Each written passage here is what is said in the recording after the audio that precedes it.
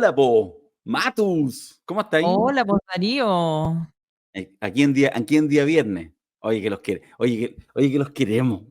A la gente de la Sí, comunidad no, minutera. Demasiado. esto es amor. No, esto es amor, pero más un amor así del bueno, de construido todo. Entonces, nosotros le decimos, mi amores, que son ustedes quienes ven este programa, le decimos, oye, pero, Sí, no, ustedes nos dicen, no, pero descansen. Nosotros decimos, no, no, no, no, no. Vamos igual de lunes a jueves. Y el viernes además les queremos hacer esta atención especial, estos viernes culturales, intelectuales y todo. Y así, así. Así, así. Seguimos, seguimos. seguimos. Oye, hice cachipún, de nuevo perdí. Es raro esto, ¿ah? Siempre pierdo el Qué cachipún. raro, sí. Sí, Está cargada la mano.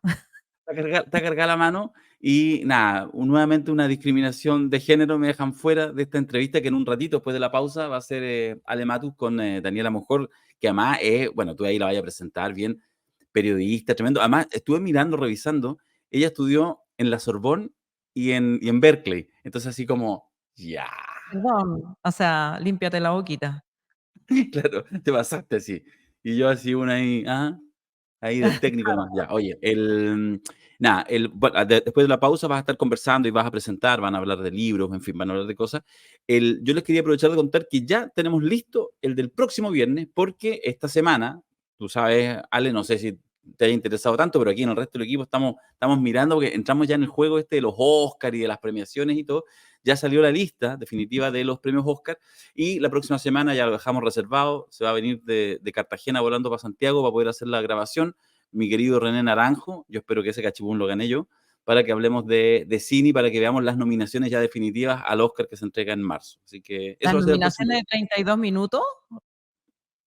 Bueno, algo de eso. Eso Además sería que tú buena. sabes que Sí, sí, po. pues tú sabes que René es como buen crítico de cine, lo digo en el mejor sentido, bien pretencioso con eso, entonces más él dijo cuáles iban a ser las 10 películas que iban a ser nominadas, etcétera. En fin, hemos estado jugando, tiene muy buen ojo, anticipa nominaciones y premiaciones con bastante certidumbre, pero más allá de ese juego nos interesa hablar de cine. Y podríamos A ver, comentar que efectivamente, primera vez, y fíjate que no es poco, porque además una de las nominaciones fue muy, muy sorpresiva, primera vez que hay dos películas chilenas nominadas dentro de las distintas categorías de Oscar. Una que se pensaba que podía ser, pero es un mérito, insisto, esto mayor, más allá de cualquier valoración de si te gusta en particular esa película o no, pero que fue dentro de las 5 que van a la competencia por el mejor documental, está la cinta de Maite Alberdi, La memoria infinita. Así que ya se instala y es, por supuesto, un gran logro de esta cinta intensa y también en algún sentido controversial de Maite Alberdi sobre Paulino Urrutia y Augusto Góngora. Bueno, ellos están entonces ya en las 5 nominadas, ya las van a estar, por lo tanto, en la gala, digamos, del próximo 10 de marzo en la entrega de los Oscars. Y una que no se pensaba, porque en el fondo no se había comentado tanto, es que dentro de mejor fotografía o mejor cinematografía, como se dice ahora, quedó El Conde. Esta película también súper controversial, lo hablamos, a algunos les encantó, a otros les cargó, película chilena donde pusieron a Pinochet en versión vampiro, pero gana mejor fotografía, no estaba en ningún cálculo, por lo tanto es desde un punto de vista formal la primera vez que dos películas chilenas están seleccionadas en distintas categorías en los Oscars. Así que bien por el cine chileno, Fábula, que es la que está detrás de estas dos producciones, se nota un triunfazo y a uno lo que más le interesa, más allá de las premiaciones que son casi anecdóticas, es que permiten seguir ampliando, abriendo cancha y que haya ojalá mucho, mucho cine chileno porque es bueno que haya cine. Los países, hay una sí, variable ahí. A propósito que toda esta semana, Ale, hemos hablado de narcocultura y otras cosas. Bueno, la otra cara de la moneda es mucho cine, es mucho teatro, es mucho arte, es mucha cultura. Así que, bien exacto. por eso. Sí, y hay que reconocer que más allá de las preferencias por el Conde, lo que sí tiene bueno, independientemente de la evaluación cada quien pueda tener subjetiva de la obra, sí tiene una excelente fotografía. Sí, una excelente Sí, fotografía.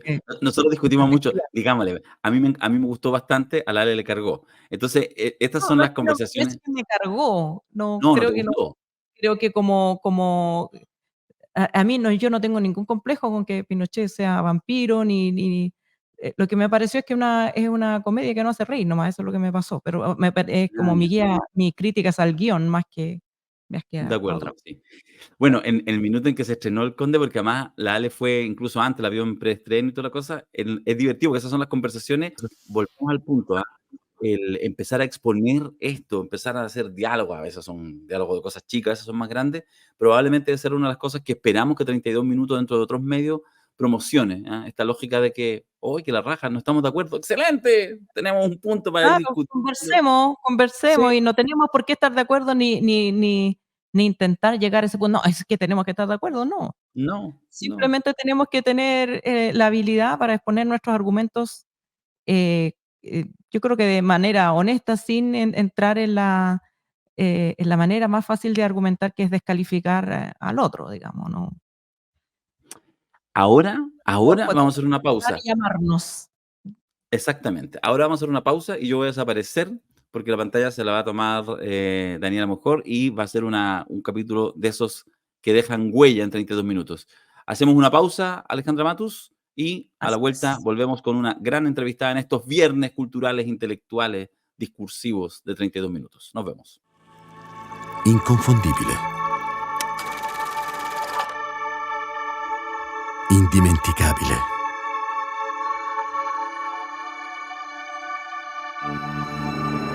E il nostro caffè oggi riparte, portandoci a scoprire nuove parti del mondo.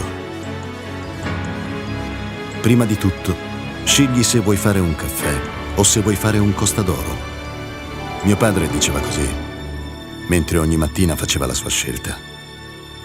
Quella giusta, da sempre. Ecco dove ci porta il nostro viaggio.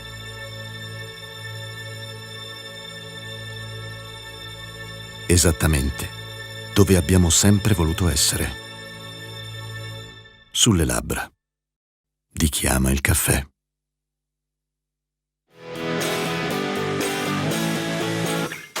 Yo lo único que quiero es recuperar mi vida sexual. ¡Sexo! ¿Y qué te dijo el terapeuta? Es muy común tener fantasías sexuales con el esposo o la hermana de uno. Martín es mi ginecólogo. Pero él es gay.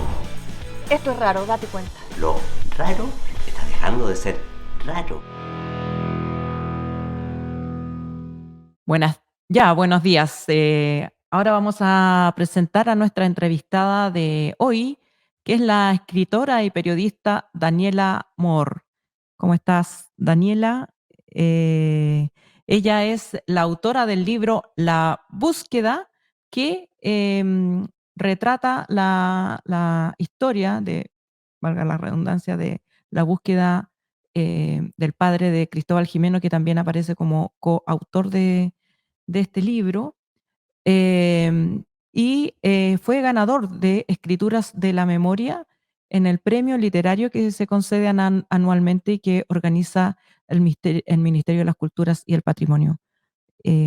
¿Estás por ahí, Daniela? Hola, buenos días, ¿cómo están todos? Hola. Primero que nada, para quienes no han leído tu libro aún, que esperamos que lo lean después de escucharte, cuéntanos un poco en qué consiste esta obra. Mira, este libro surgió porque mi marido, Cristóbal Jimeno, que es abogado y es hijo de un asesor de Allende, que se llama Claudio Jimeno, quien fue detenido el día mismo del golpe en La Moneda, eh, y fue detenido y torturado y desaparecido. Entonces, Cristóbal estaba involucrado en los juicios relativos a este caso, que involucra no solo a Claudio, sino que a 22 hombres más, que se llama El caso La Moneda, y él decidió escribir un libro al respecto. Y me preguntó si sabía de algún periodista que podía ayudarle, porque quería que fuera un libro que se fundara no solo en sus recuerdos y en su trabajo, sino que en los hechos, y para eso necesitaba investigación periodística. Y yo me ofrecí. Y así empezó nuestro trabajo en conjunto y coescribimos el libro, que es una mezcla de reflexiones personales y de investigación, de reconstrucción del caso. Entonces, nuestro objetivo era realmente hacer algo alejado de cualquier ideología para mostrar en el fondo el efecto en todos los estamentos de la sociedad de las violaciones de los derechos humanos y insistir en el hecho que el respeto de los derechos humanos es una línea que no se traspasa, sea cual sea el gobierno o el sistema, el régimen político al poder, más allá de cualquier ideología o de cualquier postura política. Hay cosas que no se hacen simplemente y queríamos llegar a un público muy transversal en ese sentido y sobre todo acercar a personas que o por generación o por interés propio o porque no han tenido la oportunidad de estar en contacto con temas de derechos humanos, se pudieran interesar y pudieran descubrir un poco lo que ha pasado y este periodo de la historia chilena y verlo desde una perspectiva como tanto de los hechos y de los hechos en todos los ámbitos, tanto de familiares como del país en sí y judicial también. La desaparición forzada es quizás, digamos, considerando todos los delitos, a las violaciones, todas las violaciones a los derechos humanos son graves, por supuesto, pero quizás el más devastador, el más erosivo en la vida de las personas, en la vida de quienes quedan buscando a su pariente en este espacio suspendido, que es la búsqueda eterna, no saber nunca a ciencia cierta qué fue lo que pasó, cuáles fueron, cómo murió, dónde está. Esta búsqueda muy perversa, no solo en la familia, sino que en la sociedad completa, se tiende, me parece a mí, esta es una opinión personal, en Chile se tiende a obnubilar por las discrepancias políticas o las discrepancias o, incluso de análisis de esta idea de si el golpe era o no justificado, se pierde la magnitud de lo horroroso que es este crimen. Y por otro lado, también es difícil abordarlo en una perspectiva humanitaria que genere empatía de personas que no han vivido esta situación y que por lo menos muchas veces incluso como defensa psicológica tienden a no querer saber, ¿no? No quiero saber de este tema, no vaya a ser que mis creencias flaqueen o a tomarlo como desde esa perspectiva. Em, no he tenido la suerte aún de leer tu libro, pero entiendo que hay un tratamiento del libro que va más allá del hecho de la reivindicación de justicia o de la reivindicación de los derechos humanos aquí violentados, sino también de lo que es la vivencia de una familia en la búsqueda de un ser querido, familias que no son, como se tiende a mirar desde afuera, también monolíticas, donde también hay dudas, hay traiciones, hay dolores Engaños. que se añaden al dolor de la búsqueda misma. ¿Nos puedes contar un poco, entrando así como en esta capa tectónica a la que cuesta mirar porque duele? Y yo creo que este es el lugar donde a todos nos duele, porque en Chile no hay nadie, yo creo, que no tenga un familiar o que estuvo en el aparato represivo o que tuvo un familiar, un pariente que estuvo entre las víctimas de violación de los derechos humanos. Y muchas veces las familias tienen de las 2 cosas. Entonces, ¿cómo si nos puedes contar más de ese Sí, desarrollo claro. posterior? Mira, yo creo que el libro tiene muchas historias, no es solo la historia de Cristóbal y su familia ni de su padre, sino que está la historia eh, bueno, de la gente que lo buscó, que quizás en ese minuto no conocía a Claudio, está la historia de la gente que trabajó con él, está la historia de quién sobrevivió el ataque a la moneda, está la historia de los militares, de alguna manera, que son responsables, o sea, que asesinaron a Claudio y sus compañeros. Está la historia de la jueza Amanda Valdovinos, que fue designada ministra en visita para buscar los restos de detenidos desaparecidos después de la mesa de diálogo y verificar los datos de la mesa de diálogo, y fue quien encontró los restos de estos hombres. Está la historia de los peritos que trabajaron con ellos. O sea, hay mucha historia, y lo interesante, creo, es que, o sea, lo interesante para nosotros fue descubrir, sobre todo para mí, que no soy pariente de detenido desaparecido directamente, sino que descubrir el tema más a fondo a través de Cristóbal y su familia, es que las violaciones de los derechos humanos, está un poco la idea de que afecta a, no sé, la madre, la mujer, los hijos, y se limita un poco a eso, cuando en realidad afecta a todo el mundo, afecta a todo el mundo. Por ejemplo, la ministra Amanda Valdovinos sintió durante muchos años que no había hecho lo suficiente para la familia. Para los peritos fue muy duro también trabajar en este caso.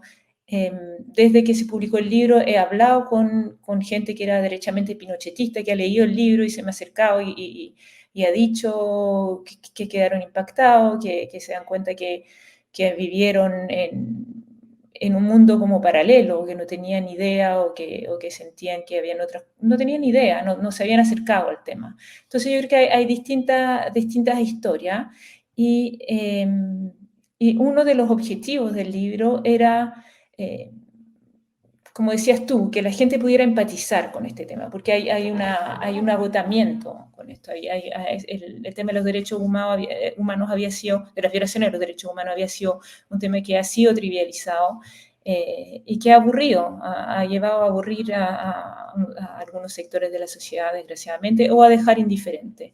Y esa indiferencia es muy peligrosa, porque cuando hay indiferencia, nada evita que pueda volver a pasar.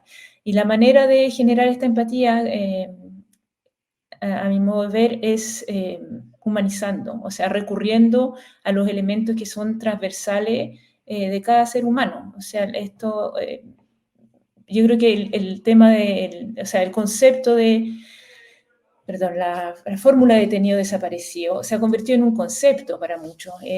No hay un hombre o una mujer detrás. Es como perdió la humanidad la palabra. Entonces, Rostro. una de las primeras... ¿Perdón? Perdió rostro. Claro, perdió rostro, exactamente. Entonces, uno de los objetivos inicial era humanizar a los personajes, entre comillas.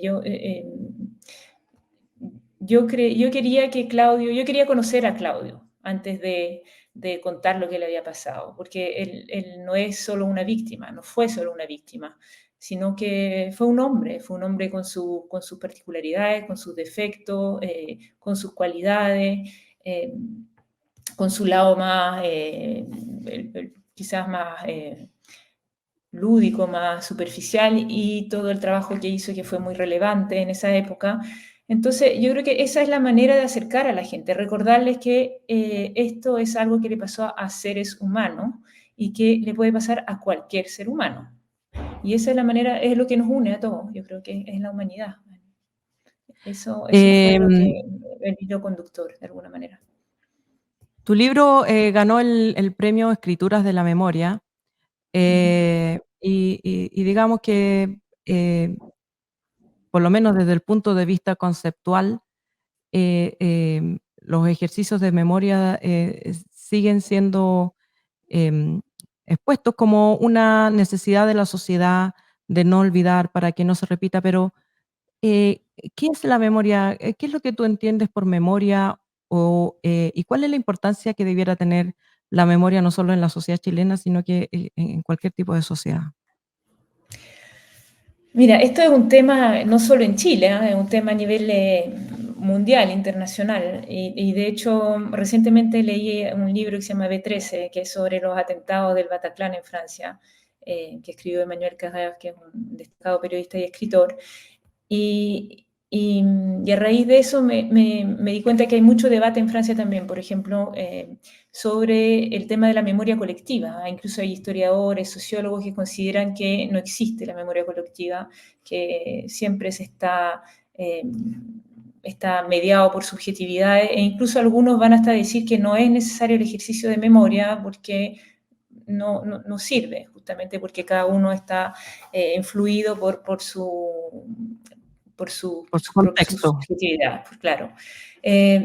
Nosotros pensamos que eso es un error. Nosotros pensamos que en los colegios se tiene que hablar del tema, que tiene que haber una reflexión general sobre la memoria o hechos de la historia que fueron traumáticos, aunque no estemos todos de acuerdo. O sea, es algo que tiene que hacer porque en el fondo la memoria es simplemente no olvidar los hechos, y no olvidar los hechos es lo que permite que no se repitan. Y eso es un rol, o sea, y eso es esencial para avanzar como sociedad, sobre todo cuando los hechos han generado un trauma, porque en el fondo una sociedad, para no dividirse, no llegar a polarizaciones extremas, no volver a caer en violaciones de los derechos humanos, tiene que tener la capacidad de reflexionar sobre hechos pasados y sacar lecciones de eso. Entonces, yo creo que eso es la memoria, es simplemente no olvidar y reflexionar sobre lo que pasó y tratar de evitar que eso pase. Daniela, como periodista, ¿cuál es tu opinión respecto de la forma en que los medios, bueno, como colega sabes que los medios también tienen su manera de encuadrar y de omitir, de seleccionar los hechos que consideran relevantes y de omitir otros? ¿Cuál es tu opinión respecto de lo que han hecho los medios de comunicación masivos en general, públicos o privados o semiprivados como en Chile, respecto del tema de la memoria y de la obligación que tienen como medios de comunicación de abordar estas temáticas? Bueno, yo creo que durante años hubo muchas falencias ahí por parte de los medios e incluso de algunos periodistas. Hubo cierta complicidad en no contar bien lo que ha hecho. Por suerte en Chile hubo distintos medios, diarios como La Época, por ejemplo, o incluso el 7+7, donde yo trabajé, que hicieron el esfuerzo de mantener viva esta memoria o de entregar información sobre los hechos, que yo creo que, de nuevo, es la mejor manera, o sea, recordar los hechos, traer los hechos, eliminar las opiniones, sino que mostrarle a cualquier persona lo que pasó y que cada uno saque sus conclusiones. Últimamente creo que eso ha ido cambiando un poco. El año pasado, con los 50 años y la conmemoración de los 50 años del golpe, yo creo que fue un año muy en que este tema de la memoria generó mucha polémica, mucha polarización de nuevo, pero me da la impresión de que por primera vez se habló del tema. O sea, incluso si las posiciones no eran las mismas, si algunas llegaron a ser muy extremas, se quebró un poco este silencio que ha habido durante años. Yo viví mucho tiempo afuera y cuando llegué a Chile me impresionaba esta incapacidad de conversar estos temas. Yo creo que eso se está quebrando un poco. Y siento que las víctimas o la gente que sufrió los efectos de la dictadura se siente como más libre de poder hablar al respecto. Y eso es algo que ha sido muy difícil, no solo por el dolor, creo que significa hablar de algo tan duro, sino que también porque tenían mucho la sensación de no ser escuchados. O sea, esta misma cosa de que aburrían o de que hasta cuándo iban a seguir con este tema, por qué no lo superaban si habían pasado tantas décadas. Eso ya no se está tomando tan en cuenta, o sea, por lo menos esa es la sensación que he tenido yo reporteando. Pero también es desgarrador ver que no se sentían escuchados o no sentían no sentía que tenían un espacio para hablar de lo que les había pasado, de que hubiera gente que empatizaba, de que se hicieran los esfuerzos suficientes como para llegar a hacer justicia o a entregarles más información sobre la trayectoria de quienes habían desaparecido o que siguen desaparecidos, que son la mayoría, diría yo. Me alejo un poco del tema de los medios, pero creo que está todo muy relacionado. Sí, porque además, digamos, también es función de los medios muchas veces Claro, escuchar, poner el tema, digamos, claro, cuando la gente dice nadie me escucha, a veces no se sí, refieren al entorno más cercano, sino que también a la claro. sociedad que conversa a través de los medios. Hay gente que te Daniela, agradece, haces entrevistas de este tipo mm, y me pasó que me agradecían, me decían gracias por escuchar, gracias eh, eh, por, eh, por escribir al respecto y eso lo encontré muy chocante, a mí me impresionó mucho porque pensé, en el fondo yo me sentía agradecida de que aceptaran volver a hablar de hechos tan dolorosos porque no son entrevistas fáciles de dar. Claro. y darme cuenta que me agradecían a mí es realmente pensar, nunca les dieron la oportunidad de poder hablar, de poder contar, de poder ser escuchados, sí. Daniela, como periodista, ¿cómo fue el desafío de acercarte a una temática que le toca tan de cerca a tu pareja, digamos? Ujú. Me imagino que cuando él te preguntó, ¿me ayudas a conseguir un periodista? No es que no sabía que tú eras periodista, sino que probablemente avisoraba que podría haber ahí algún tipo de potencial conflicto o no son las mismas perspectivas normalmente, las perspectivas de las familias que las perspectivas periodísticas. ¿Cómo abordaste ese desafío? Ujú. Sí, no sé si pensaba en un conflicto, pero bueno, cada uno tiene su trabajo independiente, quizás pensó que no era algo en lo cual me quería embarcar, porque era muy importante. Mira, la verdad es que todo el mundo nos pregunta cómo hicimos este libro en pareja y no fue difícil, fluyó bastante más de lo que uno podría esperar. Eh, Ahora, hacer entrevista a personas que uno conoce y quiere es mucho más difícil, claramente, de que hacérsela a personas que no conoce. Em, yo como periodista he cubierto bastante temas de derechos humanos y, y siempre creo que tengo una defensa que hace que en el minuto no lo encuentro, o sea, logro hacerlo de manera bastante fría, o sea, trato de ser, soy empática con la gente, pero no es que vuelva muy afectada por la entrevista. Generalmente eso me ocurre después de un rato, pero no en el momento. Y en este caso fue más inmediato, o sea, hay realmente días en que tuve que entrevistar a mi suegra varias veces, por ejemplo, y yo sé que cuando tenía que volver a preguntarle algo o insistir en detalle, se me hacía muy difícil y después de repente somatizaba, me dolía el estómago, me dolía la cabeza, eh, y a la vez yo creo que me acercó a muchas personas también. Pero claro, no fue fácil. Con Cristóbal el trabajo sí fue bastante más fácil, en el sentido nos repartimos capítulos, conversamos mucho sobre los temas, entonces eh, en ese aspecto fue más fácil. Pero lo otro, claro, fue doloroso.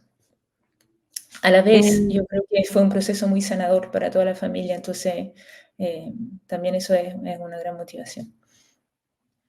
bueno, yo espero que tu libro, como ha pasado con otras obras, se convierta también en algún momento en guión de serie de televisión, porque una sociedad que lamentablemente, o no sé si lamentablemente, pero es una constatación que es una sociedad que lee poco, muchas veces se entera en la segunda derivada en las producciones audiovisuales. Em, sobre ese tema, en la película 1985, digamos, una de las cosas que me llamó a mí la atención, más allá, por supuesto, de la temática y la profundidad de la temática, es que el fiscal a cargo, Julio Stracera, a cargo de la investigación de los crímenes cometidos por las juntas de gobierno en Argentina, recurre a fiscales jóvenes porque o los demás o no querían, o habían cambiado de opinión, o tenían miedo. Em, ¿Tú crees que en general en Chile eh, está ocurriendo o ha ocurrido o falta que ocurra esta em, aparición de generaciones jóvenes de periodistas que aborden nuevamente los temas que para quienes trabajamos con ellos en el pasado se nos puede hacer una carga pesada o difícil o ya abordada o menos fresca de mirar que lo que pueden hacer los jóvenes?